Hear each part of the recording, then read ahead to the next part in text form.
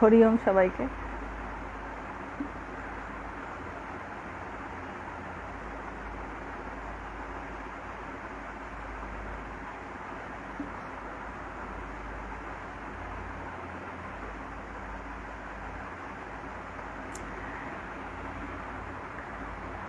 আজকের লাইভটা খুব শর্ট ডিউরেশনে আসা এবং টাইমটা দেওয়া ছিল না,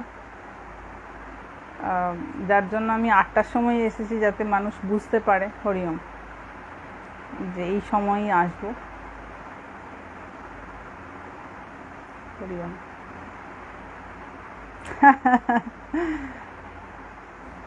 হরিওম। অ্যাকচুয়ালি আজকে আমাদের পেজের 1 বছর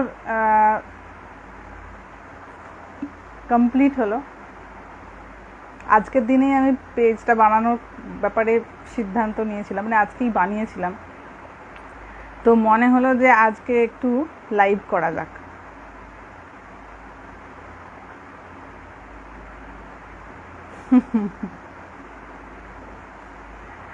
আচ্ছা, এবার আমাদের লাইভ মানে তো ধরুন ঈশ্বরীয় প্রসঙ্গ আলোচনা করা, আর তো অন্য কিছু না।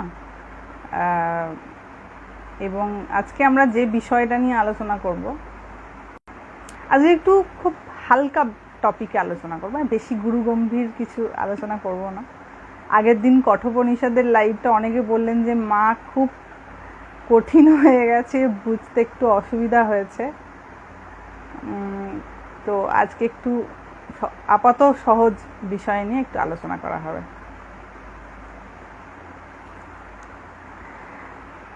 আজকে আমরা স্বামী অম্বিকানন্দর কিছু স্মৃতি নিয়ে আলোচনা করব।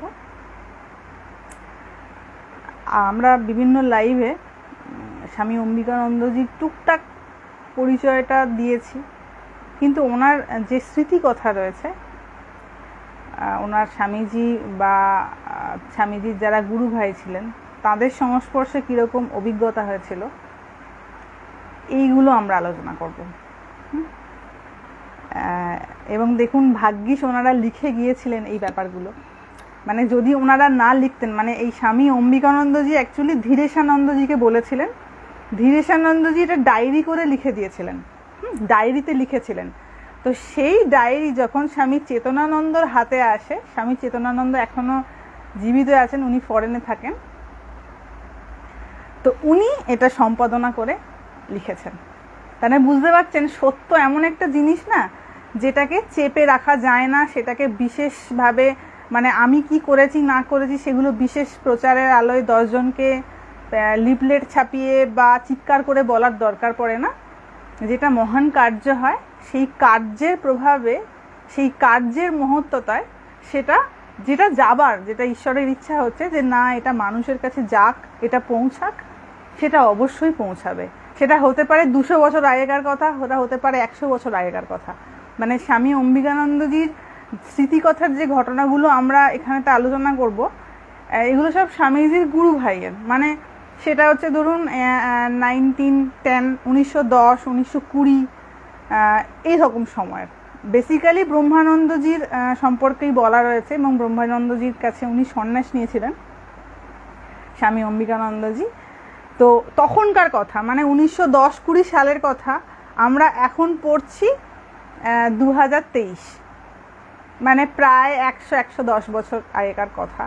তো সেই সমস্ত যে ঘটনাগুলো ঘটেছিল, যাদের সম্পর্কে ঘটনা, যে সমস্ত মহৎ ব্যক্তিদের সম্পর্কে ঘটনা, তারা নিজেদের মহত্বতাগুলো তো নিশ্চয়ই কাগজে ছাপিয়ে যাননি যে আমি এই মহৎ কার্য করেছি বা আমার ভিতরে তো এই মহৎ মহৎ গুণাবলীগুলো রয়েছে। তারা তাদের কার্য করে গেছেন ফলের আশা না করে, কিন্তু যেহেতু সেটা সাধারণ কার্য নয় এবং তারা সাধারণ ছিলেন না, তাদের সেই সমস্ত কথা কালের প্রভাবে আমাদের কাছে এসে উপস্থিত হয়েছে। তো বাবা, যেমন ছোট্ট একটা চারা গাছ দেখেছি তো আমরা, যখন বীজটা নিচে পোঁতা হয়, মাটির কিছুটা নিচে পোঁতা হয়, তো দেখা যায় যে কালের প্রভাবে ওই অত ভারী মাটি সরিয়ে এইটুকু একটা চারা গাছ কি করে মাথাটা উঁচু করে দাঁড়ায় তো সেই চারা গাছটা কইটুকু, হয়তো এইটুকু ছোট্ট সবুজ রঙের একটা যেন বীজ থেকে চারা গাছ মাথা উঁচু করে দাঁড়িয়ে রয়েছে।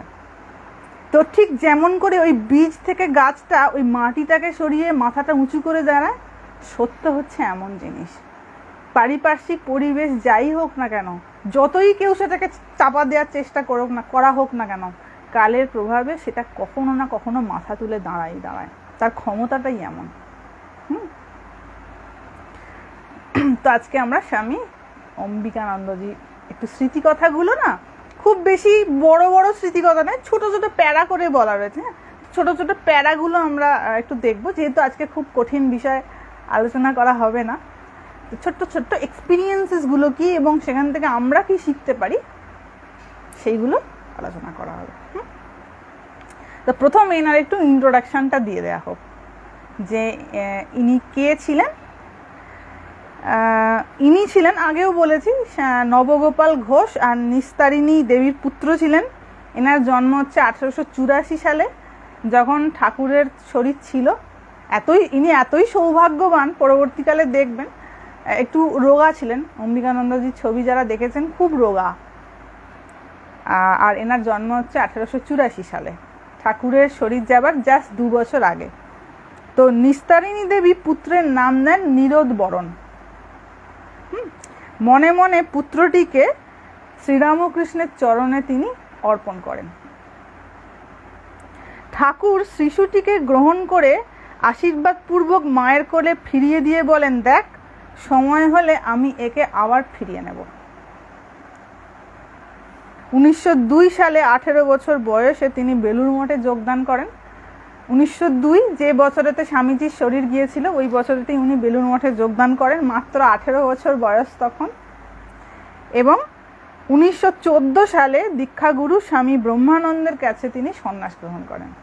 মানে 1902 থেকে 1914, মানে 12 বছর মঠে থাকা হয়েছে, ব্রহ্মচারী হয়ে থাকা হয়েছে, এবং স্বামীজির সমস্ত গুরু ভাইদের সঙ্গ করা হয়েছে। তারপরে ওনার সন্ন্যাস, মানে দীক্ষাটাও প্রথমে হয়েছে স্বামী ব্রহ্মানন্দর কাছে, এবং ওনার সন্ন্যাসও হয়েছে স্বামী ব্রহ্মানন্দর কাছে,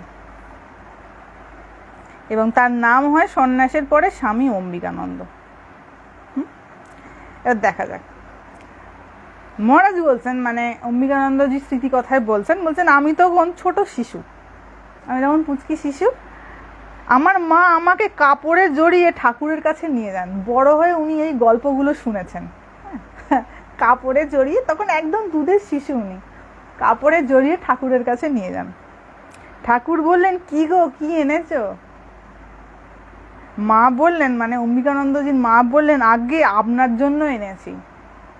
ভাবা যায়, এমন মায়ের পেটে সন্ন্যাসী ছেলে হবে না তো কার পেটে হবে? মানে মা হবার পরেই বাচ্চাটাকে ঠাকুরের কাছে নিয়ে গিয়ে বলছে, আপনার জন্য এনেছি। এই বলে ঠাকুরের পায়ে আমাকে রেখে দিলেন।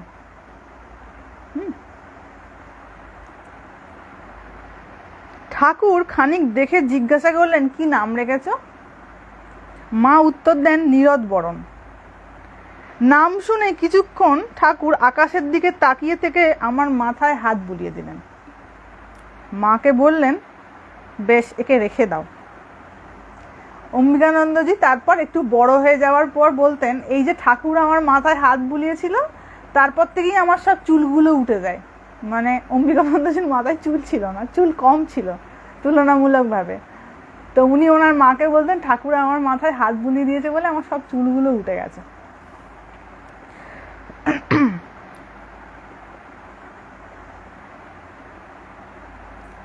তখন আমার 14-15 বছর বয়স। প্রায়ই মঠে যাই।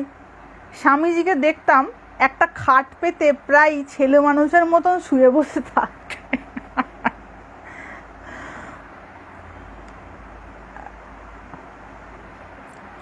স্বামীজিকে দেখতাম আমতলায় একটা খাট পেতে, আম গাছটা এখনো আছে, যারা বেলুড় মঠে গেছে দেখবেন, ঠিক স্বামীজির যে ঘরটা রয়েছে সেই ঘরের পাশেই একটা আম গাছ রয়েছে। তো বলছেন যে ওই আমতলায় একটা খাট পেতে প্রায় ছেলে মানুষের মতন শুয়ে বসে থাকতেন। একদিন বললেন, আমার গাটা একটু টিপে দে দেখি। স্বামীজি বলছেন মহারাজকে, যে একটু গাটা টিপে দে দেখি। আমি টিপছি, স্বামীজি বললেন, আরে কিরকম টিপছিস, তোর গায়ে কি জোর নেই, তুই কি ভাত খাস না? তখন আমি বললাম, স্বামীজি আমার গায়ে একটু জোর কম, একটু শারীরিকভাবে, আর বাচ্চা বেলা তো, মাত্র 15-16 বছর বয়সে মঠে যাতায়াত করছেন। এবং পরবর্তীকালে আমরা দেখতে পাবো মহারাজ বলছেন, স্বামী অম্বিকানন্দজি, যে আমি যখন মঠে যেতাম আমার আর বাড়ি ফিরতে ইচ্ছা করতো না। আমার আর বাড়ি ফিরতে ইচ্ছা করতো না, কেবল মনে হতো মঠেই থেকে যাই।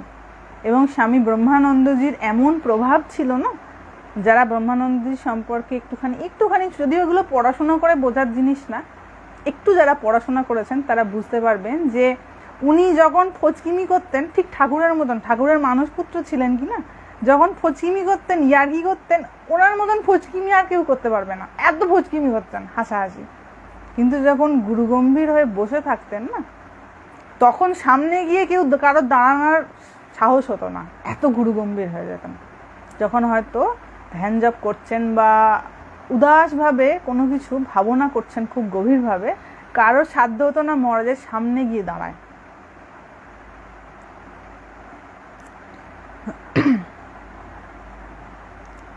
এইবার স্বামীজির বর্ণনা দিচ্ছেন, যখন উনি যেতেন স্বামীজি কিরকম করে থাকতেন। বলছেন, একটা হান্টিং শু, পায়ে একটা হান্টিং, শিকার করতে গেলে যে এগুলো পরে, জুতোগুলো পরে, মনে হয় কেউ গিফট করেছিল স্বামীজিকে, ওই হান্টিং শু পরেছেন, আর কি পায়ে মোজা আর জামা পরেছেন, দিয়ে গঙ্গার ধারে ঘুরে বেড়াতেন স্বামীজি।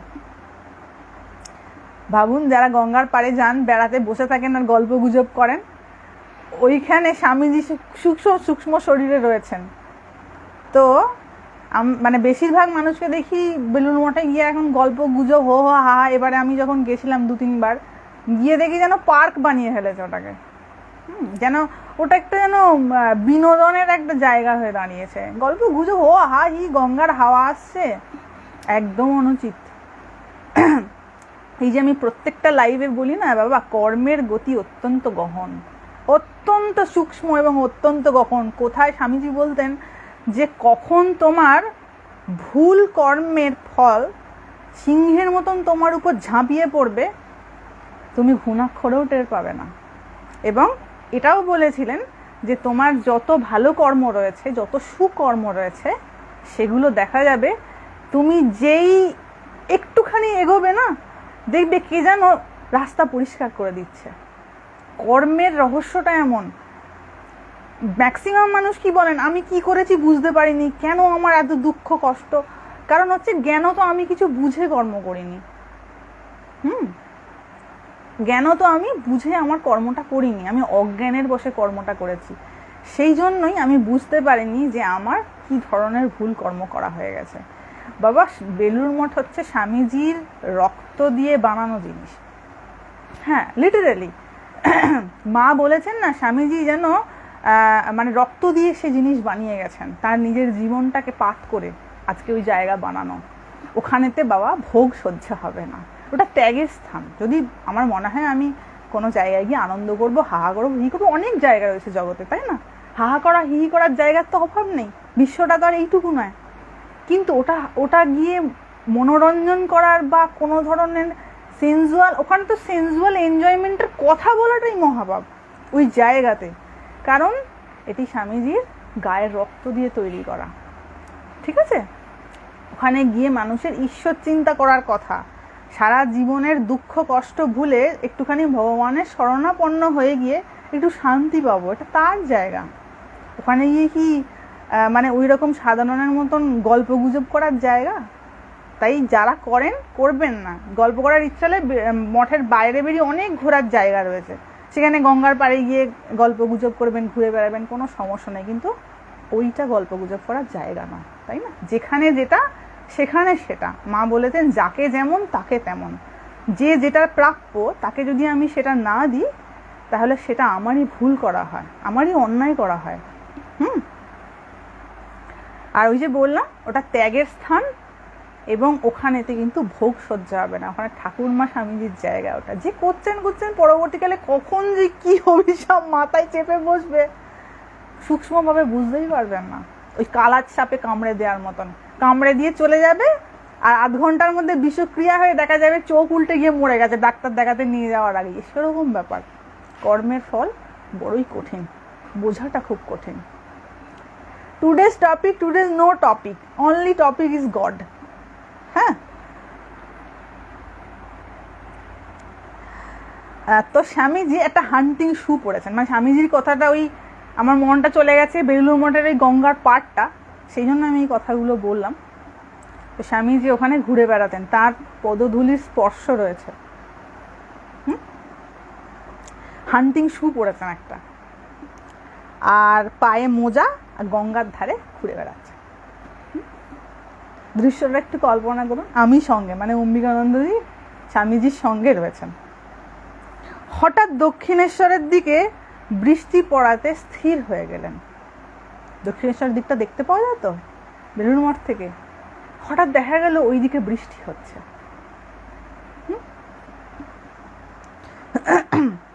আমি একবার সামনের দিকে এসে তার মুখের পানে তাকাই, আবার পাশে দাঁড়াই।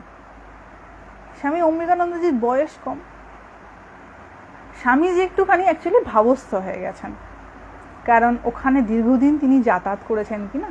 আর দক্ষিণেশ্বরের মন্দিরটা এতটাই লম্বা যে মোটামুটি চূড়াটা একটু উঁচুতে হলেই দেখতে পাওয়া যায়। তো স্বামীজি জানতেন কোন দিকটা মন্দিরটা। তো যেই দেখছেন ওদিকে বৃষ্টি হচ্ছে, ভাবস্থ হয়ে গেছেন, ঠাকুরের কথা ভেবে ভাবস্থ হয়ে গেছেন। এবার যিনি সাথে আছেন মহারাজ, তিনি একবার সামনে গিয়ে স্বামীজির মুখ দেখছেন, একবার পাশে দাঁড়াচ্ছেন, কারণ এই ভাবস্থ হওয়া অবস্থায় এতটাই স্বামীজি গম্ভীর থাকতেন, ঠিক রাখাল মহারাজের মতন, যে ধারে কাছে কেউ ঘেঁষতে পারত না। ভীষণ গম্ভীর অবস্থা হয়ে যেতেন, এবং কখন কি বলে দেবেন, বকে দেবেন, সেই ভয়েতে কেউ কাছে ঘেঁষতে পারত না। আবার সামনে এসে মুখখানা দেখি, আবার পাশে দাঁড়াই, আবার সামনে এসে মুখটা দেখছেন, আবার পাশে দাঁড়াচ্ছে। খানিকক্ষণ পর স্বামীজির হুঁশ এলো। কিছুক্ষণ পরে স্বামীজি অ্যাকচুয়ালি ওই অবস্থাতে, বুঝতে পারছেন, এই যে এনাদের নর্মাল প্লেন থেকে, মানে মনের এই যে নর্মাল প্লেনে আছেন সেখান থেকে লিফট করাটা, মানে মনকে একটা তুঙ্গে পৌঁছানোটা, বা এই যে দেহের অতিরিক্ত যাওয়াটা, দেহের ঊর্ধ্বে যাওয়াটা কেমনভাবে অভ্যাস করা ছিল। জাস্ট দক্ষিণেশ্বরের ওইদিকে বৃষ্টিটা হয়েছে, আর স্বামীজি স্টপ, হাঁ করে বিভোর হয়ে দেখছেন। অনেকক্ষণ, কিছুক্ষণ পরে, অনেকক্ষণ বলবো না, কিছুক্ষণ পরে স্বামীজির হুঁশ এলো। মহারাজ বলছেন স্বামীজির হুঁশ এলো, তার মানে কি স্বামীজি বেহুঁশ হয়ে গিয়েছিলেন। তার মানে দেহে আর মন নাই।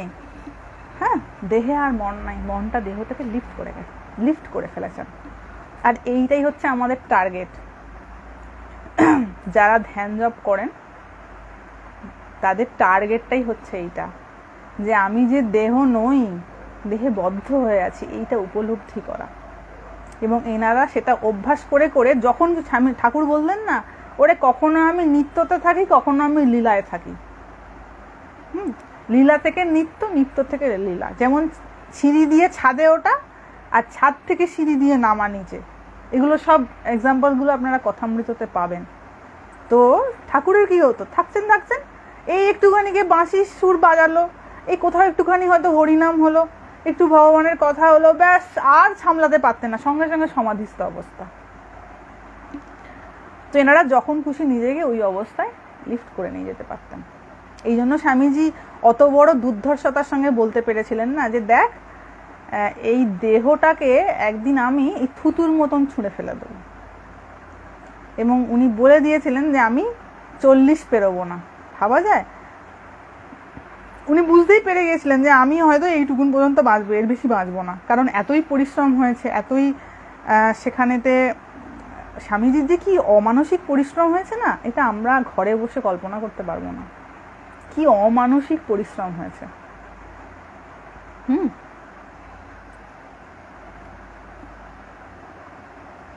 হ্যাঁ, এরকম আছেন সব ঠাকুরের ভক্তরা।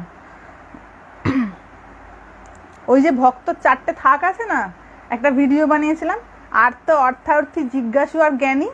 এই 4টের মধ্যে ওই হয় আর্ত আর নাহলে অর্থার্থী, এই দুটোর মধ্যে যারা পড়ে যান তারা যে জায়গাটায় যান সেই জায়গাটার যে একটা মিনিমাম রেসপেক্ট আছে সেটুকুন করার মতন পরিস্থিতি মানে এই জন্মে হয়তো হবে না, হয়তো আরও বেশ কয়েকবার জন্মাতে হবে, সেখানে অনেক বেশি যন্ত্রণা পেতে হবে, এদিক ধাক্কা এ বিশ্বাসঘাতকতা করবে, ও ঝাড় দেবে, এরম করতে করতে করতে করতে মার খেতে খেতে ফুটবলের মতন খেতে খেতে কতদিন বাদে যে একটুখানি চেতনা হবে তার কোনো ঠিক নেই। তো খানিকক্ষণ পর স্বামীজির হুঁশ এলো। এই ধরনের জিনিসগুলো আমাদের আদর্শ, মানে আমাদের এই অবস্থায় পৌঁছাতে হবে, এই জন্মে পারি আর না পারি, তাই না? যদি আমার টার্গেটটা ঠিক থাকে না, তাহলে দেখা যাবে কখনো না কখনো আমি গিয়ে ঠিক পৌঁছে যাব। হ্যাঁ সত্যি, মানে আমি যখন বলছি আমি তো কিছু দেখতে পাচ্ছি না স্ক্রিনটায় কি হচ্ছে। কেউ যদি রিপিটেডলি কোয়েশ্চেন করেন বা রিপিটেডলি বলে যান, আমি তাহলে ওটা দেখতে পাবো না, আর সেই বলাটার কোনো মানে নেই, কারণ আমি জিনিসটা দেখতে পাচ্ছি না। আমার থেকে ক্যামেরাটা যথেষ্ট দূরে আছে, আমি শুধু নিজের ফেসটা দেখতে পাচ্ছি, দেখছি কিছু একটা স্ক্রোল করে করে উঠছে লেখা। তো বাবা, যখন আমি একটু পরে ফাঁকা হব, জিজ্ঞাসা যা তোমার প্রাণের যাদের যাদের প্রাণের জিজ্ঞাসা রয়েছে জিজ্ঞাসা করবে, যতটা সম্ভব আমি উত্তর দেওয়ার চেষ্টা করব। কারণ তাহলে কি হয়, এর সৌন্দর্যটা নষ্ট হয়ে যায়। হ্যাঁ, আগের দিন যেমন একজনের চোখে কি বলে করোনা বলছি, চোখে জয় বাংলা হয়েছিল, তিনি বারবার মেসেজ করছিলেন, ওটা খুব ডিস্টার্বিং।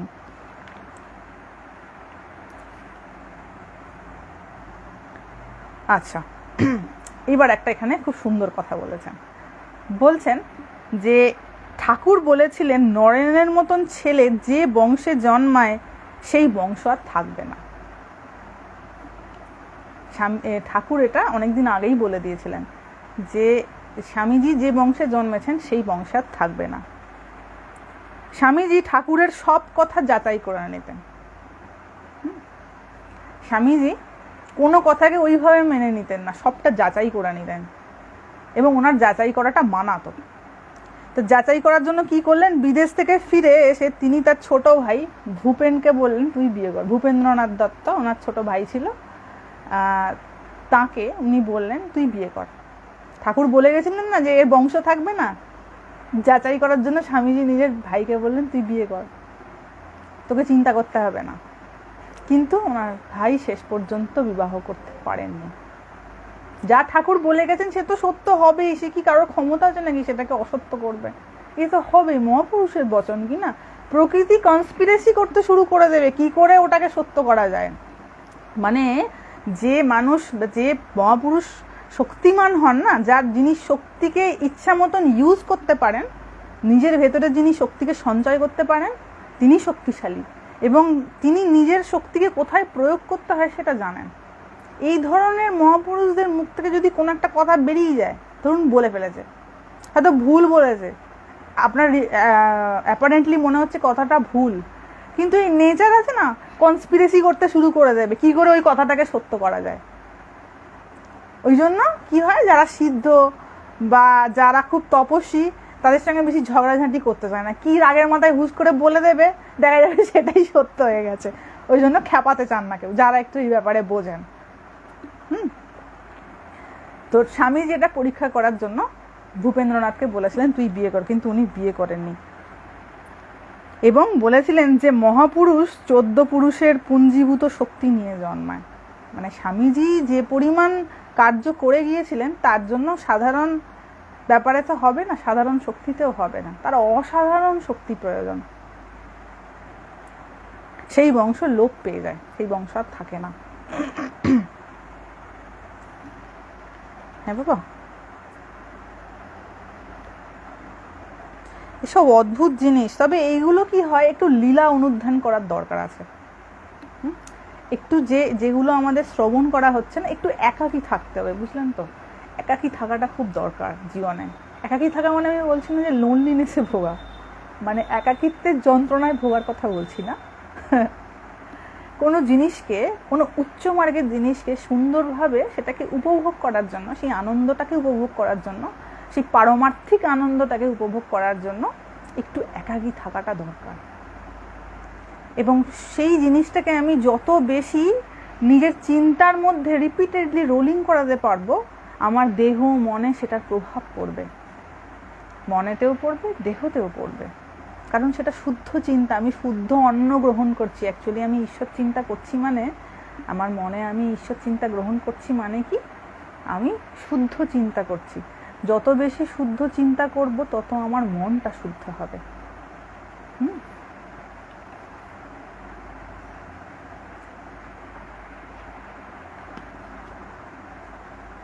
এবং এই জন্য লীলা অনুধ্যানের খুব প্রয়োজন রয়েছে। এই যারা ঠাকুরকে ধরুন দেখেছিলেন নিজেদের জীবনে, তাদের এত শক্তি কিভাবে সম্ভব হলো?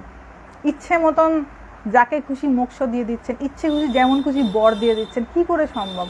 না, তারা ঠাকুরের সঙ্গ করেছেন, ঠাকুরের কৃপা পেয়েছেন, এবং ঠাকুর যেমন যেমন বলে দিয়ে গিয়েছিলেন তেমন তেমন জীবন যাপন করেছেন। ঠাকুরের এক একটি কথা তাদের কাছে বেদবাক্যের মতন ছিল না। এটাই তো গুরু শ্রদ্ধা।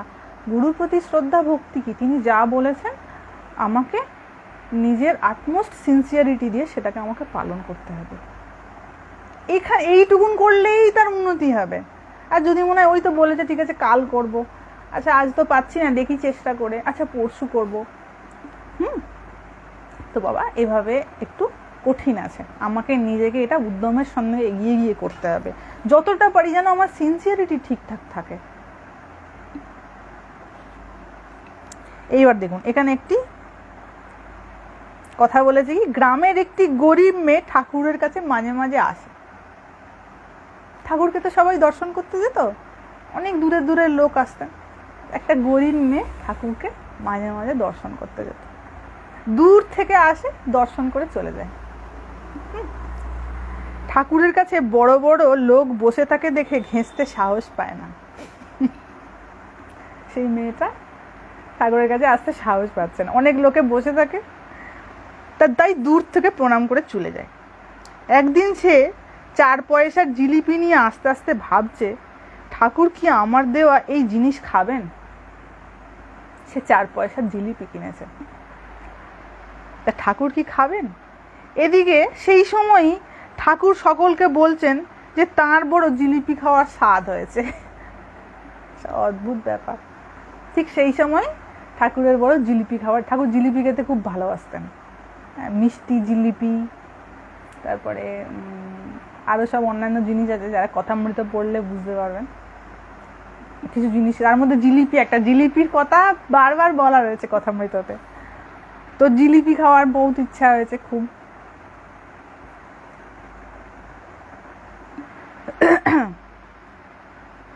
এদিকে হ্যাঁ, কোথাও জিলিপি খুঁজে পাওয়া গেল না। জিলিপি খুঁজতে যাওয়া হয়েছে, জিলিপি খুঁজে পাওয়া যায়নি।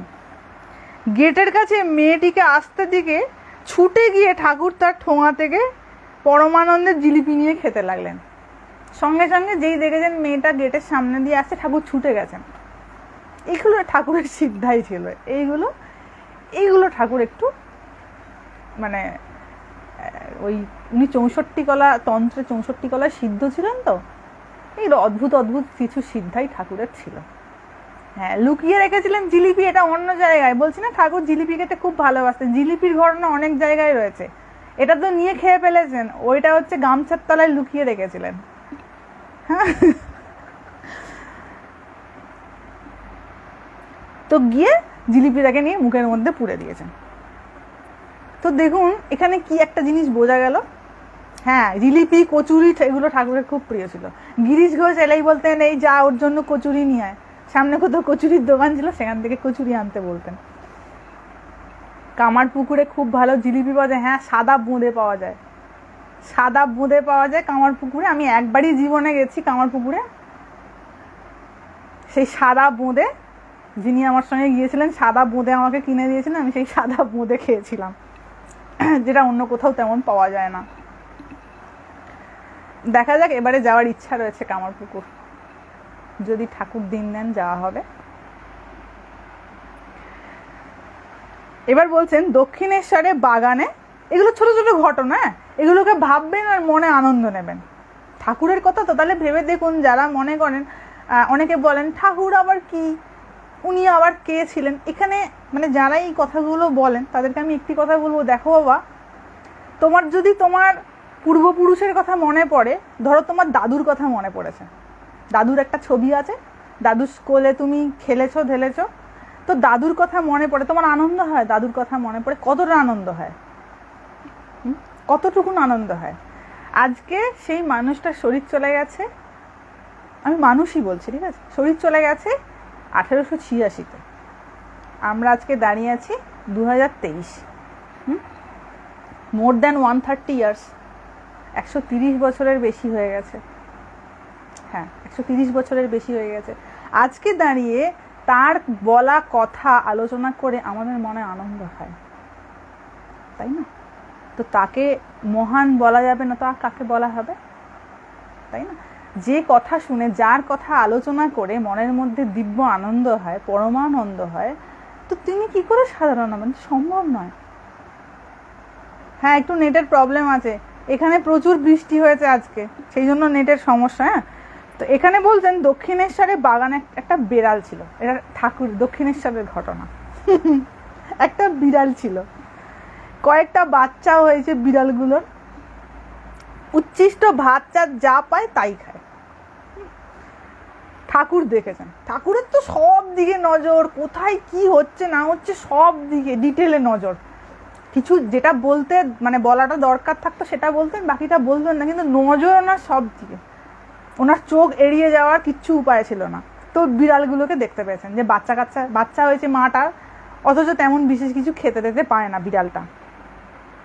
একদিন ভাবছেন তাই তো, তোদের একটা কি বিহিত করি বলতো, মনে মনে ভাবছেন কি বিহিত করি। এমন সময় আমার মা দর্শন এসেছেন, মানে এই অম্বিকানন্দজির মা ঠাকুরকে দর্শন করতে এসছেন। ঠাকুর বললেন, দেখো গা, একটা কথা বলি। মা বললেন, আদেশ করুন। আমি নিশ্চয়ই তা করব।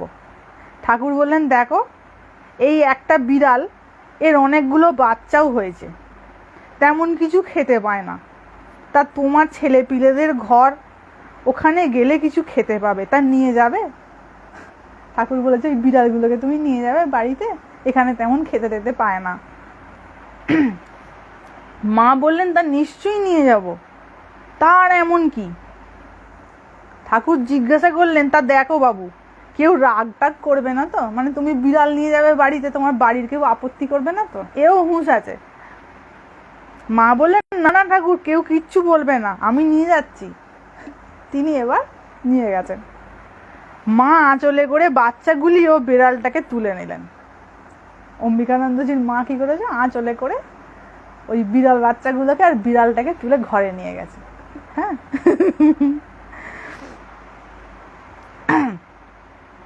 ঠাকুর আবার বললেন, তা দেখো, কেউ আবার চোটে মোটে যাবে না তো? যেন কত চিন্তা সেগুলির জন্য। এরকমই হয় বাবা, যারা ভগবানের জন্য চিন্তা করে তাদের একটা এইটুকু প্রাণীর জন্য চিন্তা হয় যে ওর কি করে হবে, ওর কত কষ্ট হচ্ছে। যেন ওগুলির জন্য কতই চিন্তা। মা তাদের খুব যত্ন করতেন, কারণ ঠাকুর দিয়েছেন বলে ওই বিড়ালটাকে আর বিড়ালের বাচ্চাগুলোকে খুব যত্ন করতেন। আমাদের চেয়েও বেশি যত্ন করতেন, মানে নিজের ছেলে পুলের থেকেও বেশি যত্ন করতেন। ঠাকুর দিয়েছে কিনা। ভালোবাসা হচ্ছে এমন জিনিস, জানো তো। ঠাকুর বলতেন না যে বাবা, যদি তোমার গুরুর প্রতি শ্রদ্ধা থাকে না, গুরুর পাড়ায় যে লোক থাকে তাকে দেখলেও তোমার প্রেম আসবে, তোমার ভালোবাসা আসবে। ভালোবাসাটা এমন জিনিস, তার সাথে যা কিছু জড়িয়ে থাকে, যা কিছু, সমস্ত কিছুর প্রতি ভালোবাসা আসে। সত্যিকারের ভালোবাসা এটাই। ওই তিনি দিয়েছেন বিড়ালটা, ওই বিড়ালটাকে এবার মাথায় করে রেখেছেন, কারণ তিনি দিয়েছেন কিনা। যত্ন হচ্ছে ভালোবাসার একটা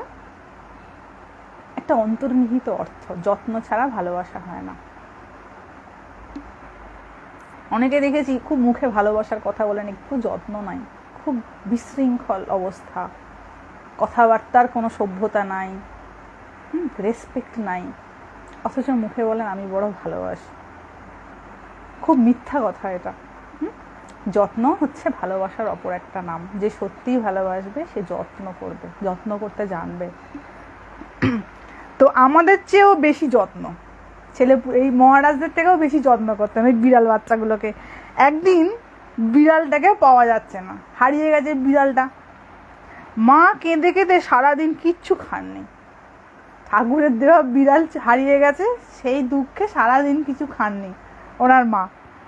সন্ধেবেলা সেইটিকে পাওয়ার পর তারপর তিনি খেলেন, সন্ধেবেলা যে বিড়ালটাকে পাওয়া গেছে তারপর খেয়েছেন।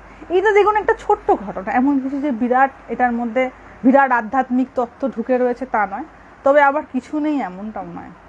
এখান থেকে একটা জিনিস যেটা আমরা শিখতে পারি সেটা হচ্ছে এই গুরুর প্রতি শ্রদ্ধা বা ভালোবাসা। আর এইটাই তো এগিয়ে নিয়ে যাবে, নাহলে কি এগিয়ে নিয়ে যাবে?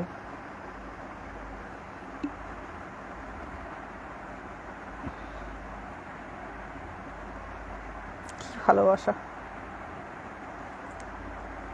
আচ্ছা, এটা একটা ছোট্ট ঘটনা গেল। এবার নেক্সট ঘটনা কি বলছেন, বলছেন মঠে স্বামীজির ঘরে যেখানে আয়নাটা রয়েছে সেখানে মহারাজ ধ্যান করছেন, রাখাল মহারাজ ধ্যান করছেন। ঠিক স্বামীজির ঘরে যেখানে আয়নাটা রয়েছে সেখানে আমিও বিপরীত দিকে বসে ধ্যান করছি, এই মহারাজের অম্বিকানন্দজিও ঠিক উল্টো পিঠে বসে ধ্যান করছেন। তবে এটা একটা খুব সৌভাগ্য, গুরুদেবের সঙ্গে বসে ধ্যান করতে পারাটা বা জপ করতে পারাটা, বিশেষত মেডিটেশন করতে পারাটা, এটার একটা অদ্ভুত ব্যাপার আছে। এটা কিন্তু খুব সত্যি। আমিও বিপরীত দিকে বসে ধ্যান করছি।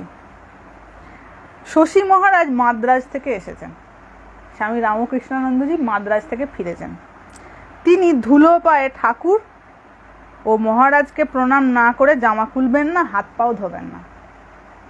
রাখাল মহারাজ হচ্ছে শশী মহারাজের গুরু ভাই, কিন্তু রাখাল মহারাজ বলছেন আমি যখন ফিরেছি তাহলে মহারাজকে প্রণাম না করে আমি হাত পাও ধোবো না, জামা কাপড়ও ছাড়বো না। মহারাজকে এই রাখাল মহারাজ এত শ্রদ্ধা করতেন, মানে গুরু ভাইয়ের প্রতি এত শ্রদ্ধা। একটা কথা আছে না, গুরু ভ্রাতা গুরু সম, জ্যেষ্ঠ ভ্রাতা পিতা সম। হয়তো এটা শুনে থাকবেন কেউ, যে গুরু ভ্রাতা গুরু সম। দেখুন এখানে গুরু ভ্রাতা ধ্যান করছে এবং অন্য এক গুরু ভাই অনেক দূর থেকে এসেছেন, অনেক দিন পরে হয়তো গুরু ভাইয়ের সঙ্গে দেখা হবে, কিন্তু যেমন গুরুর প্রতি নিষ্ঠা, গুরু ভাইয়ের প্রতি ভালোবাসা এবং নিষ্ঠাটাও একই রকমের। যে গুরু ভাইকে, তিনি যেহেতু তখন প্রেসিডেন্ট, রাখাল মহারাজ তো প্রেসিডেন্ট ছিলেন, তো ইনি যেহেতু এখন সংঘের অধ্যক্ষ, তাই তাকে প্রণাম না করে আমি জলও গ্রহণ করব না।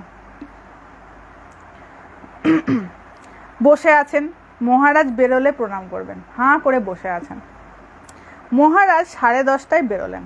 উনি সেই কোন সকালে এসেছেন, শশী মহারাজ এসে বসে আছেন, কখন মহারাজ ধ্যান করে বেরোবেন, উনি প্রণাম করবেন, তারপর দুটো খাবেন। তো মহারাজ বেরোলেন সেই 10:30টায়। শশী মহারাজ এসে সাষ্টাঙ্গে প্রণাম করে বললেন, রাজা তোমার আবার এত ধ্যান ট্যান কেন? এই প্রসঙ্গে একটা কথা বলে রাখি, যে এনাদের এমন অবস্থা ছিল না, যারা স্বামীজির গুরু ভাই ছিলেন, একটু নেটের প্রবলেম হচ্ছে, কিছু করার নেই, কারণ এখানে ওয়েদার খারাপ। তারা বেশি যখন ধ্যান ট্যান করতে শুরু করতেন না, বাকিদের বড় চিন্তা শুরু হয়ে যেত। চিন্তা এই জন্য শুরু হতো, যদি সমাধিতে দেহত্যাগ করে দেন, এইটা একটা বড় চিন্তা ছিল। তাই বেশি কেউ ধ্যান করলেই অন্যটা জিজ্ঞাসা করতে, এত ধ্যান করছো কেন? এটার অন্য কিন্তু কোনো মানে নেই। হ্যাঁ, তো বলছেন যে রাজা তোমার আবার এত ধ্যান ট্যান কেন? মহারাজ হেসে বললেন, আরে ভাই এই একটু কিছু করতে হবে তো, ভাবা যায়? এনাদের বক্তব্যগুলো শুনুন, অনেক কিছু জীবনে শিখতে পারা যাবে। বলছেন আরে ভাই একটু কিছু করতে হবে তো। এবং অনেককে দেখেছি যারা হয়তো একটু ধ্যান একটু হয়তো অভ্যাস করার চেষ্টা করছেন, সে কত কি প্রচার, আমি এত করি, আমি এত জপ করি, সারা দিন জপ করছি, এত মালা জপ করছি, এতক্ষণ ধ্যান করি, কত কি রাজ্যের সব নিজের সম্পর্কে বক্তব্য বলা হয়ে গেছে। অথচ দেখুন যারা ঠিক ধ্যান করতে পারে তারা কি বলছেন, এই একটু কিছু করতে হবে তো। এইটাই হচ্ছে তাদের সঙ্গে এই সমস্ত মহাপুরুষদের ফারাক।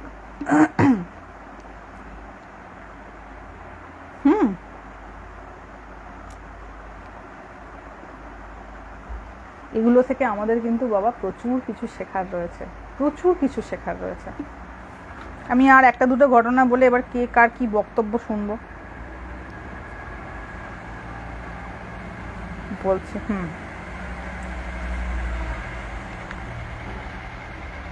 আর একটা ঘটনা বলার ছিল, একটু অনেক বড়, ওইটাতে আর যাচ্ছি না। বলছি দাঁড়ান।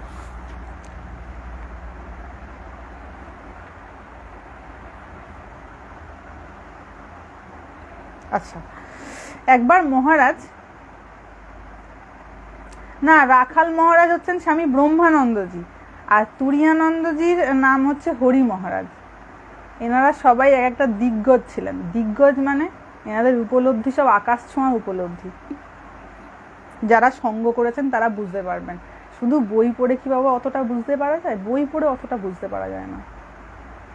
সঙ্গ করলে, সামনাসামনি থাকার সুযোগ হলে তখন এটা বুঝতে পারা যায়। একদিন কি হয়েছে, মহারাজ এলাহাবাদে গেছেন, স্বামী ব্রহ্মানন্দজি এই সাথে করে, তখন সন্ন্যাস সম্ভবত হয়েছে কি হয়নি জানি না, হয়নি হয়তো তখনও সন্ন্যাস অম্বিকানন্দজির হয়নি, সাথে করে নিয়ে গেছেন এলাহাবাদ। এবং এনাকে এত ভালোবাসতেন ব্রহ্মানন্দজি, কিছু কাজ করতে দিতেন না, সবসময় নিজের সাথে করে নিয়ে ঘুরতেন। কোলের বাচ্চাকে যেমন মানুষ কোথাও রাখে না, যেখানে যায় সেখানে সাথে করে নিয়ে যায়। হ্যাঁ, মা যখন বাচ্চা যখন ছোট থাকে, মা বাচ্চাকে কোথাও ফেলে রেখে যায়, কোলে করে নিয়ে যায়। বিয়ে বাড়ি গেলেও কোলে করে নিয়ে যায়, কলতলায় গেলেও কোলে করে নিয়ে যায়। তো এই অম্বিকানন্দজিকে রাখাল মহারাজ এত ভালোবাসতেন, যেখানেই যেতেন সেখানেই সাথে করে নিয়ে যেতেন। আর কারোর তো কিছু বলার নেই, তা ওনার মা স্বয়ং ওনাকে ঠাকুরের পায়ে সমর্পণ করে দিয়েছেন, সুতরাং কারোর কিছু বক্তব্য নেই, সবাই ঠাকুরের ভক্ত। তো এলাহাবাদে গেছেন দুজনে, আরো অনেকে গেছেন, 2-4 জন গেছেন, তার মধ্যে এনারা দুজনও আছেন, রাখাল মহারাজও আছেন আর অম্বিকানন্দজিও আছেন। এইবার একটা হল ঘরে পাশাপাশি শোয়া হয়েছে, গুরুদেবের পাশে শুয়েছে। মহারাজ বললেন, দেখ তুই আমার পাশে শুবি কিন্তু, তারপরে তোর বাবা অন্য সব, মানে তুই আমার পাশে শুবি আর তারপরে তোর বাবা আর অন্যান্য যারা যারা রয়েছে, একটা হল ঘরে ঘুমোতে দেয়া হয়েছে সবাইকে একসঙ্গে। রাখাল মহারাজ ওই ওনার ছানাকে বলছেন, তুই আমার পাশে শুবি, তারপরে অন্যান্যরা সব শোবে। রাত্রি 11টা, অমাবস্যা সেদিন। মহারাজ উঠে আমায় ধাক্কা দিলেন, 11টার সময় তুলে দিয়েছে স্বামী অম্বিকানন্দজিকে। আমি জাগলে বললেন, ওরে নে চটপট তৈরি হ, তুলে দিয়ে বলছেন তাড়াতাড়ি রেডি হয় না। হ্যাঁ, গরম জামা মোজা, ঠান্ডা তার মানে তখন, আর এলাহাবাদে প্রচন্ড ঠান্ডা পড়ে, ইউপিতে হরিয়ানাতে তো মারাত্মক ঠান্ডা পড়ে, মানে ওই দিকগুলোতে, এটা ইউপির কথা, প্রচন্ড ঠান্ডা। গরম জামা মোজা মাফলার টুপি সব জুতো পরে নে, এই সব জুতো বলছি, হ্যাঁ এইসব পরে নে, পরিয়ে দিয়েছে। তখন খুব শীত, আমি তৈরি। একবারও জিজ্ঞাসা করেননি মহারাজ আমাকে যে 11টার সময় তুলে দিয়েছেন, আপনি যাবেনটা কোথায়? এই হচ্ছে গুরু ভক্তি। বলেছেন যা, রেডি হয়নি, সাথে সাথে রেডি হয়ে নিয়েছে। তো আমি তৈরি, না জানি কোথায় যেতে হবে, এও জানে না কোথায় যাব 11টার সময় রাত্রিবেলা অমাবস্যায়। একটা মোটা কম্বলে মহারাজের শরীর ঢাকা, পায়ে চটি জুতো, হাতে লাঠি, অন্য হাতে লণ্ঠন, এই নিয়ে ছানাকে নিয়ে চলেছে। আমরা চুপি চুপি বেরিয়ে পড়লাম, কাউকে কিছু বলেনও নি, যে বাড়িতে গেছেন এলাহাবাদে সেখানে গিয়ে কাউকে কিছু বলেনও নি যে রাতের বেলা 11টার সময় কোথায় যাচ্ছি, বেরিয়ে পড়েছেন। মহারাজ আমাকে তার পেছন পেছন আসতে আদেশ করলেন।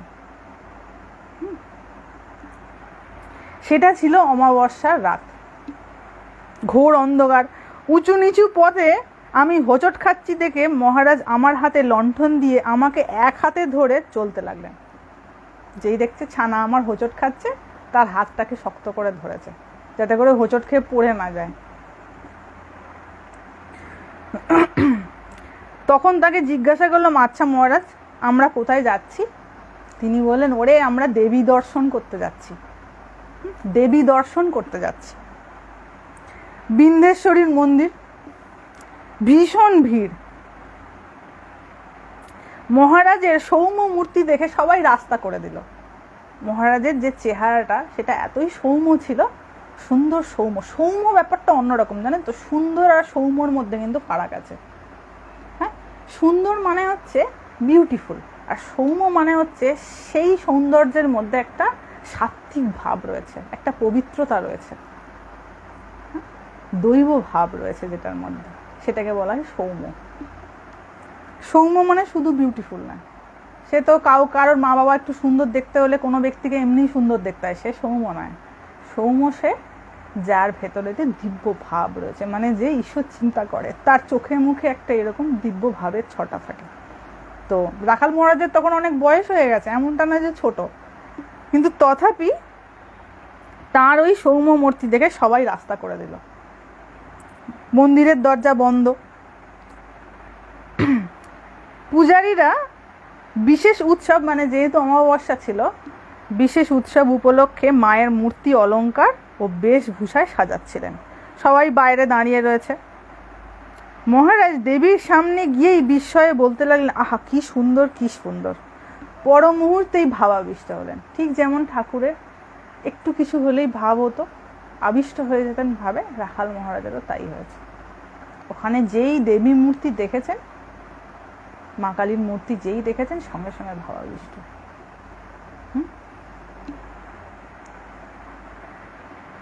মন্দিরে এক অদ্ভুত নীরবতা বিরাজ করছে, চুপচাপ, সব শান্ত, কারণ রাতের বেলা গেছেন তো 11টার সময়। পূজারীরা আর ভক্তেরা মহারাজের এই অবস্থা দেখছিলেন, এই যে ভাবাবিষ্ট হয়ে গেছেন। মহারাজ মায়ের সামনে দাঁড়িয়ে বললেন, একটা গান গাতো। আমার সরু গলা ছিল, যে গান গাইতে শুরু করলাম, মহারাজ হাউমাউ করে কাঁদতে লাগলেন। ভাবের ঘোরে আর আবেগ সামলে রাখতে পারেননি, হাউমাউ করে কেঁদে ফেলেছেন।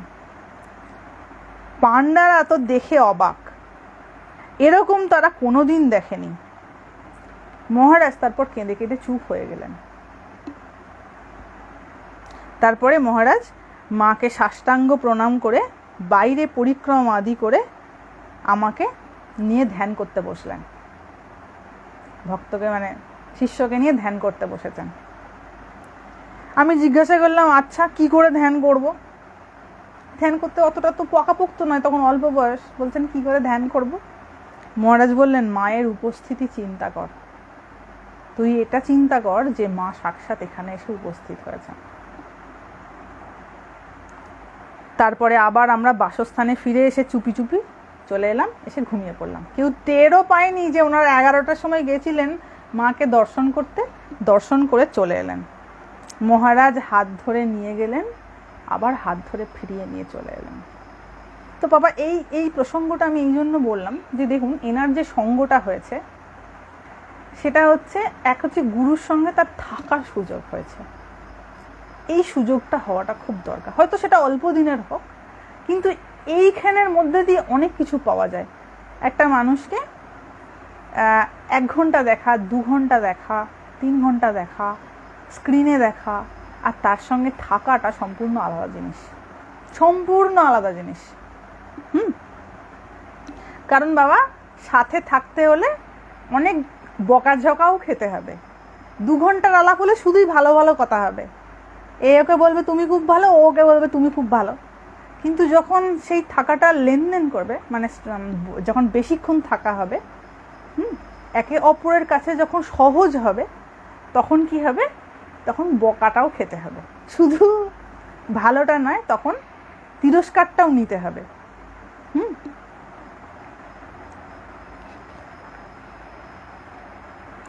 মহারাজ আমার গান ভজন খুব পছন্দ করতেন। অম্বিকানন্দজি খুব ভালো গান গাইতে পারতেন, এবং বলছেন যে মহারাজ আমার ভজন গান খুব পছন্দ করতেন, তাইতেই মহারাজের চরণে আমি ঠাঁই পেয়েছিলাম। নইলে আমার এমন কি গুণ ছিল যে তিনি আমাকে ঠাঁই দিতেন? নয়তো অহংকার করতেন কেউ। জানো, রাখাল মহারাজ আমার গুরু ছিলেন, তিনি আমাকে কত ভালোবেসেছেন, তাই না? এরকম অহংকার করতে পারে না মানুষ? যখন কিছু শ্রেষ্ঠ জিনিস কেউ পায়, দেখা যায় যে তার ভগবানের কাছে কৃতজ্ঞতার থেকে কি হয়, অহংকার বেড়ে গেছে। কিন্তু এই যে ইনি যোগ্য ছিলেন কিনা, সেই জন্য রাখাল মহারাজ তাকে এমনি করে এক প্রকার কোলে করে, যেন যেখানে যেতেন কোলে করে সাথে করে নিয়ে যেতেন। তো বলছেন যে আমি ভজন গান গাইতাম বলে ওই জন্য মহারাজ আমাকে একটুখানি জায়গা দিয়েছিলেন, নইলে আমার কি এমন গুণ আছে যে আমি তার চরণে ঠাঁই পেতাম?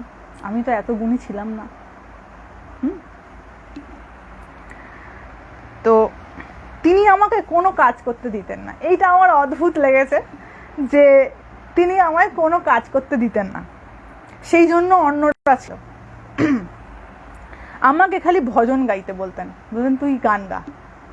মঠে ফিরে এসে বাড়ি যেতে আর মন চায় না। মহারাজ বলেন, ওরে বাড়ি যা একবার, তারপর নয় আবার আসবি খনি। এমন ভালোবাসা পেলে বাবা, এ এমন প্রেম, এ প্রেমের কোনো তুলনা নাই। হ্যাঁ, এই জন্য কি হয় যে যখন এইরকম কাউকে পাওয়া যায় জীবনে, তখন মনে হয় যেন বাকি সব না থাকলেও আমার চলে যাবে, জীবনটা কেটে যাবে। তো মঠে ফিরে এসে বাড়ি যেতে আর মন চায় না। মহারাজ বললেন, যা বাড়ি যা, আবার আসবি। মঠে পাত থেকে তুলে তুলে নিয়ে আমায় খাওয়াতেন। এরকম দেখেছেন নাকি গুরুকে পাত থেকে তুলে খাওয়ায়? হ্যাঁ, এরকম দেখা গেছে জেনারেলি। তো এনারা ছিলেন অদ্ভুত, মানে এনাদের ভালোবাসা এমন ছিল, মানে ভাবুন রাখাল মহারাজও খাচ্ছেন, সাথে করে ছানাকে নিয়ে খেতে বসেছেন এবং নিজের পাত থেকে তুলে তাকে খাইয়ে দিচ্ছেন। তো কেউ ভুলতে পারবেন? এ মা বাবাও খাইয়ে দেয়, কিন্তু এনাদের স্পর্শই অন্যরকম, দিব্য স্পর্শ। কিন্তু আমাদের এটা সম্পর্কে কোনো ধারণা নেই বাবা, দিব্য জিনিসটা কেমন। ভগবান যখন গীতায় বলছেন জন্ম কর্ম চমে দিব্যম, তো এই দিব্য জন্ম কর্মের কথা ভগবান বলছেন। তো এটা না অনেকে বুঝতে পারে না যে দিব্যটা আবার কেমন জিনিস। কারণ আমরা তো জানি ন্যাচারাল বার্থ মানে সে মায়ের পেট থেকে হবে, এটা এই বার্থটাই আমরা বুঝি, সমস্ত প্রাণীর যেভাবে হয় ন্যাচারালি। তো ভগবান ওখানে বলতেন যে আমার দিব্য জন্ম, এইটা ধারণা করতে পারে না মানুষ যে দিব্য জন্মটা কেমন। যে যার নিজের মতন করে একটা করে কল্পনা করে নিল, মানে বাড়াতে হবে তো জিনিসটাকে। আমি তো আমার ভগবানকে একটু গ্রেট প্রমাণ করব। তো দেখা গেল এমন কিছু অলিক কল্পনা সেইখানেতে জুড়ে দিল, ওইটাকেই বলতে চান দিব্য জন্ম। কিন্তু দিব্য জন্মর মানে বুঝতে গেলে ভগবান যে অবস্থা থেকে এই শ্লোকগুলো বলেছেন সেই অবস্থায় পৌঁছতে হবে, তাই না? আমি দাঁড়িয়ে আছি এইখানেতে মাটিতে, আর 13 তলা উপর, ধরুন আমি বলছি এক্সাম্পল, এই ধরুন চাঁদেতে এই যে চন্দ্রযান গেল, তো ওখানে কি হচ্ছে আমি এই মাটি থেকে কি বুঝবো? চাঁদের ওইখানেতে কি হচ্ছে সেটা মানে চাঁদের ছবিটা অ্যাকচুয়ালি তোলার জন্য তো চন্দ্রযানকে ওইখানে পৌঁছতে হয়েছে, তবে না ছবি তুলে এখন সব ইন্টারনেটে চারিদিকে দেখা যাচ্ছে যে অ্যাকচুয়ালি চাঁদটা কেমন দেখতে। তো আমি বাবু বসে আছি পৃথিবীতে, আর আমি এইটুকুন চাঁদটাকে দেখে মনে মনে ভাবছি তিনি এমন আর তিনি তেমন, তাই না? আমাকে বুঝতে হলে ওই রকম চন্দ্রযানের মতন তপস্যা করতে হবে, যাতে করে আমি তার নিকটে পৌঁছতে পারি, তবে না সেই বোধ আমার মধ্যে আসবে। তো এনাদের হচ্ছে সব দিব্য স্পর্শ, দিব্য সঙ্গ, যেটা মানুষের মনকে পরম শান্তিতে ভরিয়ে দেয়। তো তিনি ওনাকে ওরম করে খাইয়ে দিতেন, বলতেন, ওরে যা 2-4 দিন বাড়ি থেকে ঘুরে আয়, মঠের খাওয়ায় আমার কষ্ট হচ্ছে ভেবে এরূপ বলতেন। তখনও মঠের তো অত ফাইন্যান্সিয়াল অবস্থা ভালো হয়নি, অনেক স্ট্রাগল করতে হতো, খাওয়া দাওয়াও যে খুব ভালো তখন ছিল তা নয়। তো হয়তো ভাবছেন যে স্বামী অম্বিকানন্দজির কষ্ট হচ্ছে এভাবে খেয়ে থাকতে, তখন ওই জন্য বলতেন যা বাড়ি থেকে ঘুরে, মানে বাড়িতে গেলে একটু ভালো মন্দ খেতে পাবি, এখানে থাকলে তো তেমন ভালো কিছু খেতে পাচ্ছিস না, যা বাড়ি থেকে ঘুরে আয়। এবং এটা বলে আমি এই প্রসঙ্গটা মানে এই পড়াটা শেষ করব। যখন দেহত্যাগ হওয়ার সময় আসে রাখাল মহারাজের, একদম শেষ অবস্থা,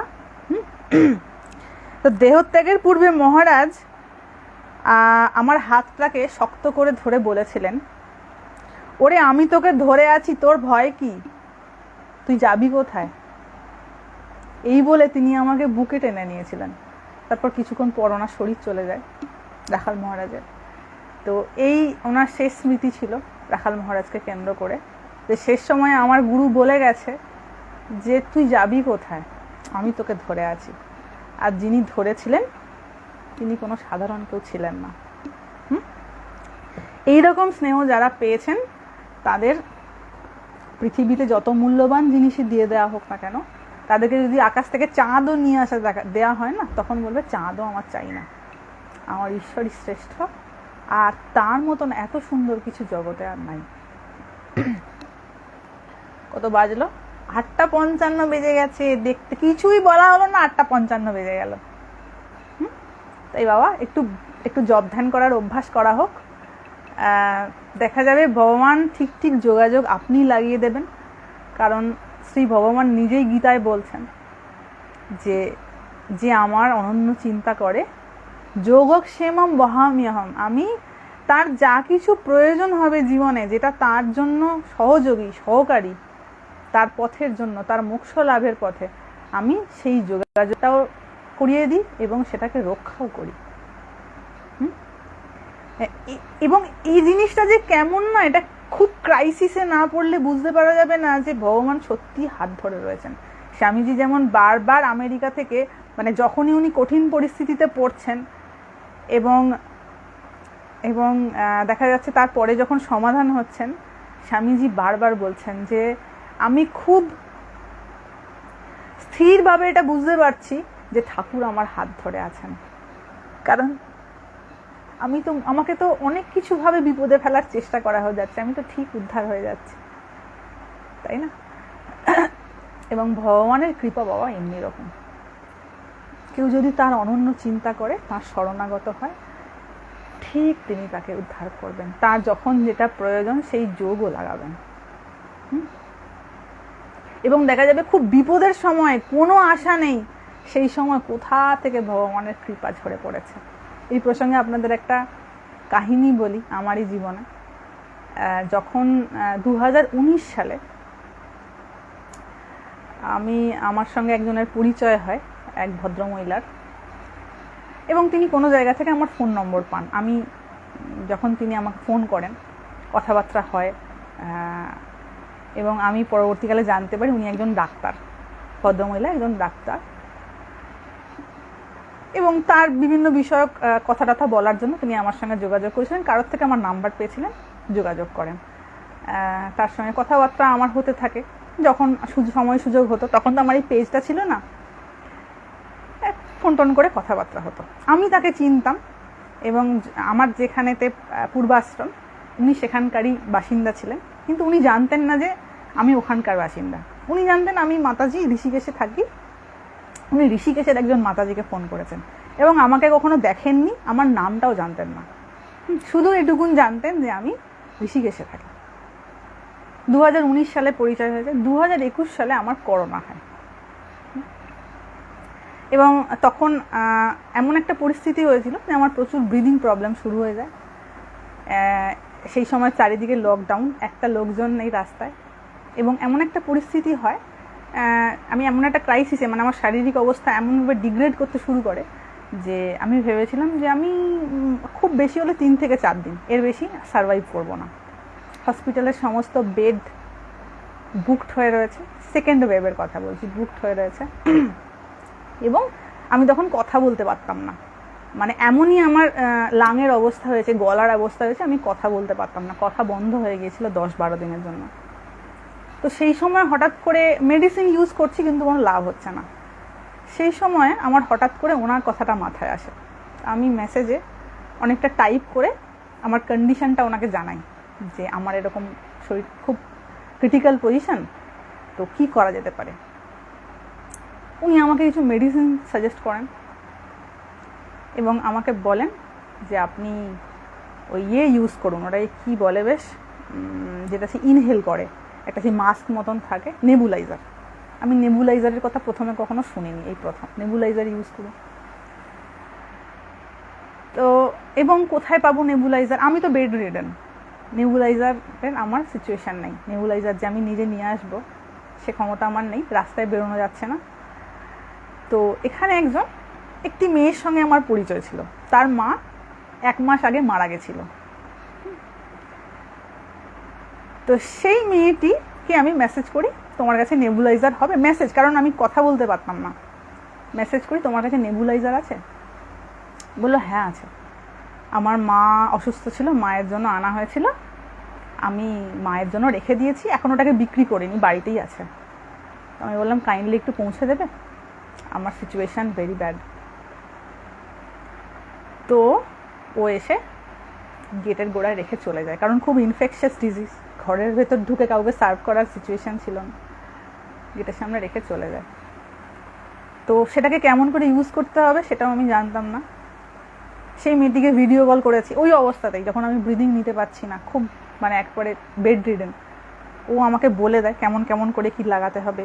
আর এবং ওর মায়ের জন্য যে ওষুধটুকুন রাখা ছিল, যেটা নেবুলাইজারে ইউজ করতে হয়, আমার তো ওষুধ কিনতে যাওয়ারও ক্ষমতা ছিল না, ও ওষুধটা আমাকে দিয়ে যায়, দুটো না তিনটে। ওটা আমি ইউজ করি, ইউজ করার পর তারপর ধীরে ধীরে ধীরে ধীরে রিকভার করি। এবং ওই যিনি ডক্টর ছিলেন তিনি মানে যখনই আমার কোনো অসুবিধা হয়েছে তখনই আমার সঙ্গে, সেটা রাত্রির 1টা হোক 12টা হোক, যখন আমি ওনাকে মেসেজ করেছি উনি তখন আমাকে কোঅপারেট করেছেন, কারণ এই ব্যাপারটা সম্পর্কে আমি খুব একটা জানতাম না।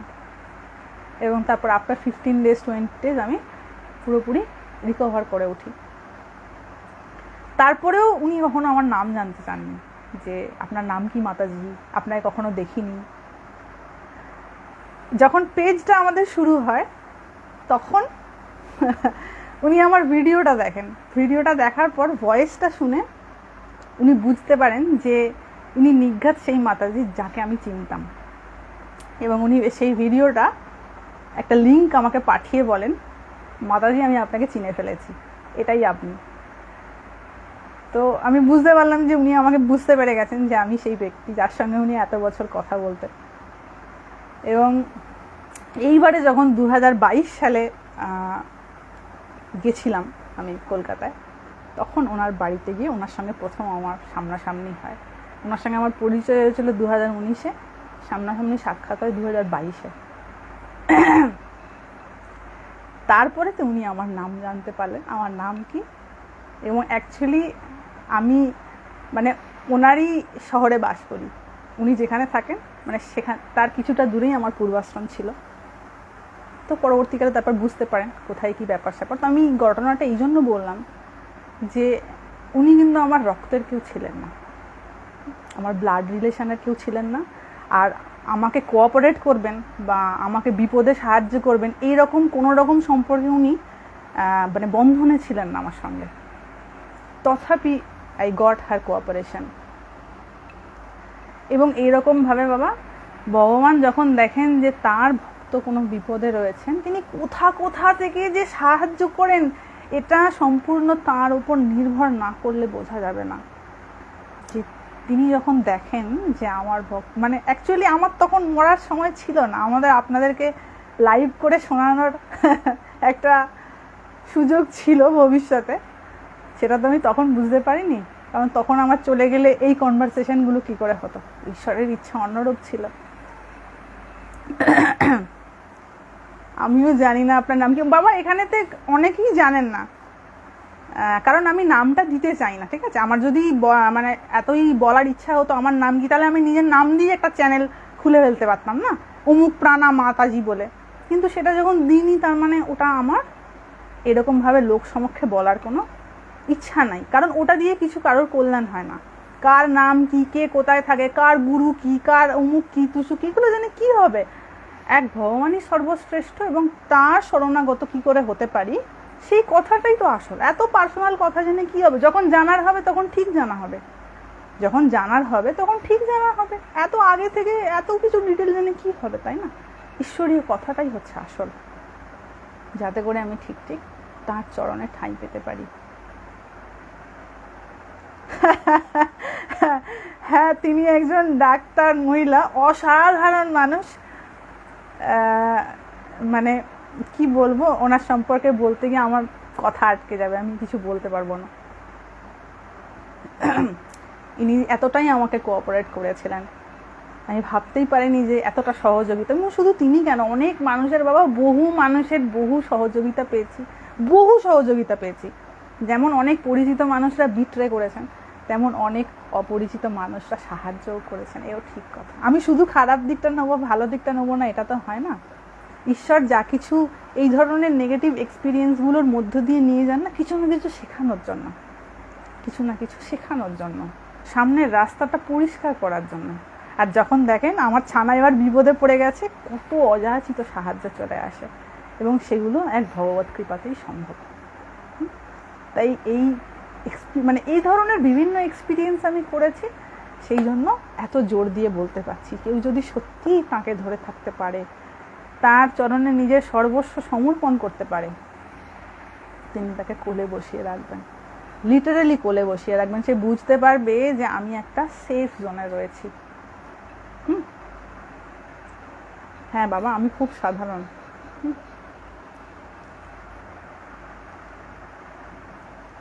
এবার বলো কার কি জিজ্ঞাসা রয়েছে? এত মেসেজ এসে গেছে, আমি দেখতে পাইনি তেমন কিছু। ইনি কি কিছুদিন আগে আপনার কাছে গিয়েছিলেন? না, আমার কাছে যাননি।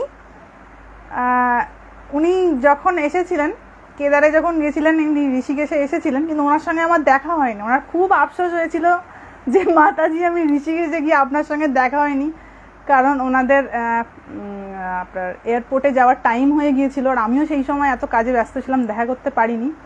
কিন্তু উনি তার কিছুদিন পরেই আমার ভিডিওটা পেয়ে আমাকে চিনতে পেরে যান। সেইটা আমার খুব মজার লেগেছিল যখন উনি চিনতে পেরে গেছেন আমাকে, যে আমি চিনতে পেরে গেছি এটা আপনি। হ্যাঁ, তো এরকম বাবা বহু সহযোগিতা পেয়েছি। যারা কেউ নেই, যাকে চিনি না জানি না, সেও কত রকমের সাহায্য করার জন্য এগিয়ে এসেছে। আজকালকার দিনে এরকম সাহায্য মানুষের কি হয়, মানুষের সম্পর্কে অনেক তিক্ত ধারণা, কেউ কাউকে সাহায্য করে না, কেউ যদি বিপদে পড়ে যায় আর 5টা মানুষ তাকে সাহায্য করবে না। আসল সত্যিটা কিন্তু এটা নয়। আমি নিজে সঠিক হই, যেমন যেমন করে শ্রী ভগবান বলছেন, যেমন যেমন করে মহান পুরুষরা বলে গেছেন, আমি সেই রাস্তায় হেঁটে দেখি আমি সহায়তা পাই কিনা, তাই না? এটা এক্সপেরিমেন্ট না করলে তো বুঝতে পারা যাবে না। আমি ঘরে বসে থেকে এই ব্যাপারটা বুঝতে পারবো না কেমন।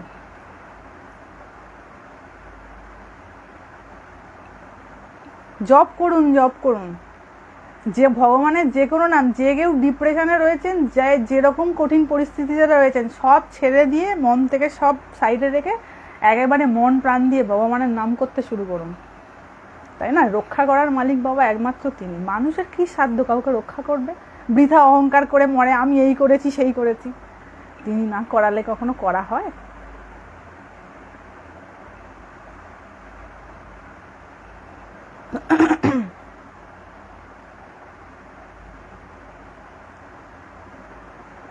হ্যাঁ, আজকে আসলে আমাদের পেজের 1 বছর পূর্ণ হয়ে গেছে, আর পেজের অনেক ছানাপোনাদের সংখ্যা বেড়ে গেছে। তো আমি ভাবলাম তাদের উদ্দেশ্যে একটা লাইভ করা হোক। এগুলোই থেকে যাবে ভবিষ্যতে, কে কোথায় থাকবে না থাকবে, আমি কোথায় থাকবো তার নেই ঠিক। তাই যেমন কেদারে যাওয়া হয়েছিল, আমি কালকে কেদারের লাইভটা দেখছিলাম, খুব ভালো লাগছিল। ওটা একটা স্মৃতি হয়ে রয়েছে, কারণ বিশেষ করে টুকটাক ছবি ছাড়া তো তোলা হয়নি, ওই লাইভটা রয়ে গেছে, তো ওইটাই একটা স্মৃতি। ঠাকুরকে ভালোবাসলে আবার মনে হতাশা আসে নাকি? যে ঈশ্বরকে ঠিক ঠিক ভালোবেসেছে তার আবার মনে হতাশা আসে কখনো? যিনি আনন্দের চূড়ামণি, যার চরণে পরমানন্দ, তাঁর স্মরণ নিয়ে আবার মনে কোন কালে হতাশা আসে? না, কোনোদিনও হতাশা ছোঁয়ার কথা নয়।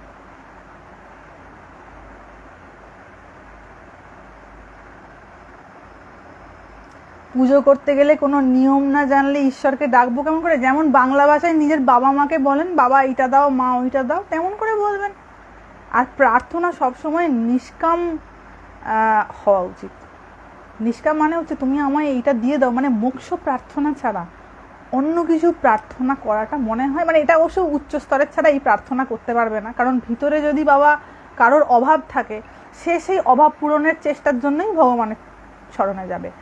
ঠিক ঠিক ঈশ্বর চিন্তা সেই করতে পারবে যার অন্যান্য ধরনের টেনশনগুলো একটু কমেছে।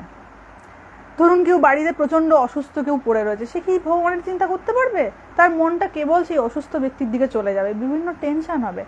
তাই যে সমস্ত মানুষের পরিস্থিতি একটু আন্ডার কন্ট্রোল, একটু সিচুয়েশন ঠিক আছে, চাকরি বাকরির পরিস্থিতি একটু ব্যালেন্সে চলছে, সব পারফেক্ট হয়ে যাবে, এটা কোনোদিন হবে না বাবা।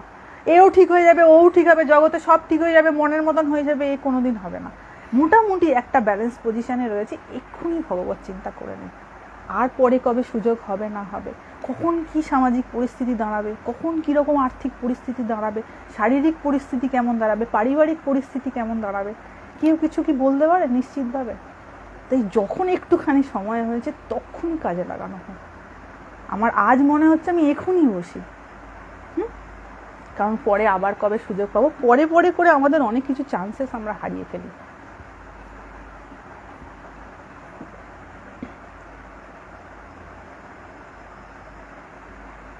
শান্তির বড় অভাবে, শান্তির খোঁজেই তো সবাই রয়েছে, তাই না? শান্তির খোঁজেই সবাই রয়েছে। তো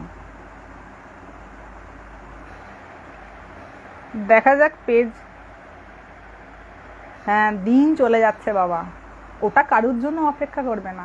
আজ তোমার 2000 টাকা লস হয়েছে, তুমি একটু ভালো করে কাজ করলে তুমি সেটার থেকে ডবল ইনকাম করতে পারবে। অনেক সোর্স রয়েছে ইনকামের। তোমার টাইমটা যদি চলে যায়, টাইমটা ফিরিয়ে আনতে পারবে যে টাইমটা চলে গেল? মনে হয় না যারা যৌবনে ধরো ভুল সঙ্গতে পড়ে, ভুল ডিসিশন নিয়ে ভুলভাবে জীবন কাটিয়েছেন, অনেক সময় নষ্ট করেছেন, তারা যখন এই ঈশ্বরীয় পথে আসবেন না, একটা সময় পর্যন্ত খুব আফসোসে কাটাতে হবে যে আমি কিভাবে আমার সময়টাকে নষ্ট করেছি। প্রত্যেকেই কিছু না কিছু ভুলভ্রান্তি করেন, এটা কোনো বড় ব্যাপার না, কারণ তখন আমাদের অতটা বোধ থাকে না।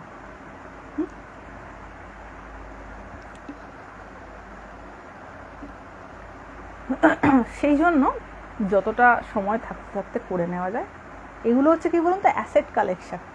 আমরা যেমন অর্থ কালেকশন করি, জুয়েলারি কালেকশন করি, শাড়ি কালেকশন করি, এইটা হচ্ছে অরিজিনাল অ্যাসেট, হচ্ছে এই হ্যান্ড জব করা।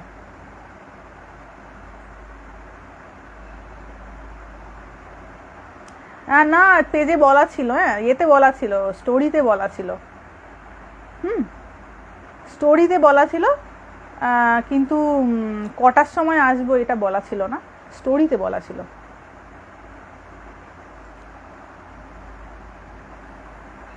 হ্যাঁ, আমি দেখি যখন যাওয়ার হবে কলকাতায় আমি জানিয়ে দেবো সবাইকে, চিন্তা নেই। যখন দেখা করার সময় হবে নিশ্চয়ই জানিয়ে দেবো। আর বাবা, আমি নিজে একটুখানি সত্যি কথা বলতে গিয়ে একটু গোপনেই থাকতে ভালোবাসি। সব বিষয়ে সব কিছু ড্রাম ফাটিয়ে একবারে 10 জনের সামনে হা হা ই করে বলতে হবে, এই জিনিস ভালো না। নিজের জীবনকে, নিজের চিন্তাভাবনাকে, নিজের প্রাপ্তিকে একটু একটু গোপনে রাখাই ভালো। সব কিছু সব বিষয়ে হয়ে হুল্লোড় করে একবারে 10 জনের সামনে সেটাকে এক্সপ্রেস করে আমি একটা কি কেউ কেটা হয়েছি, এগুলো তো বলার কোনো প্রয়োজন নাই, তাই না?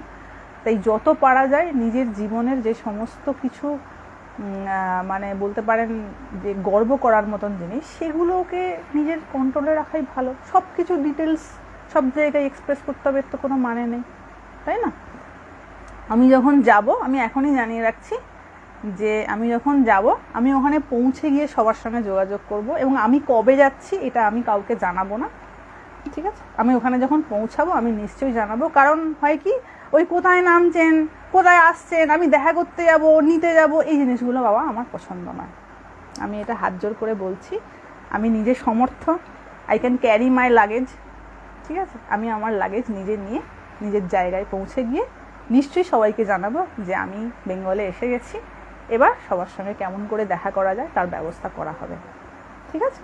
কারণ আমি এত সুখ স্বাচ্ছন্দ্যে থাকতে ভালোবাসি না। ঈশ্বরের চিন্তাটাই আসল, সবাই সেটাই করুন, বাকি সবই পড়ে থাকবে, কিছু আমরা সাথে করে নিয়ে যেতে পারবো না। অনেকে হয়তো জিজ্ঞাসা করবেন, মা কবে আসছেন, কবে টিকিট করছেন বা কি বৃত্তান্ত। আমি সেই জন্যই লাইভেতে আগেই বলিয়ে রাখলাম যে আমি এই বিষয়ে কোনো ডিটেল পেজে রিলিজ করব না। আমি যখন পৌঁছে যাব, পেজে কেন, আমি কোথাও রিলিজ করব না। আমি যখন পৌঁছে যাব আমি নিশ্চয়ই জানিয়ে দেবো যে আমি পৌঁছে গেছি। তবে অ্যাপ্রক্সিমেটলি আমি ডিসেম্বরের 1st বা 2nd উইক নাগাদ পৌঁছে যাব। তারপরে সবার সঙ্গে